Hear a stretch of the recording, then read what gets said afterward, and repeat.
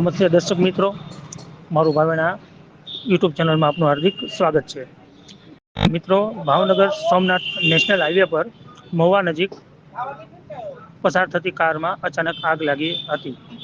જેના પગલે મહુવા નગરપાલિકાની ફાયર વિભાગનો સ્ટાફ તાત્કાલિક ઘટના સ્થળે પહોંચી આગ પર કાબુ મેળવ્યો હતો.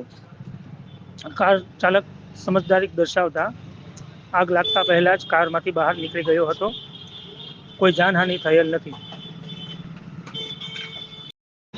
અહેવાલ હર્ષભાઈ રાવળ, ભાવનગર.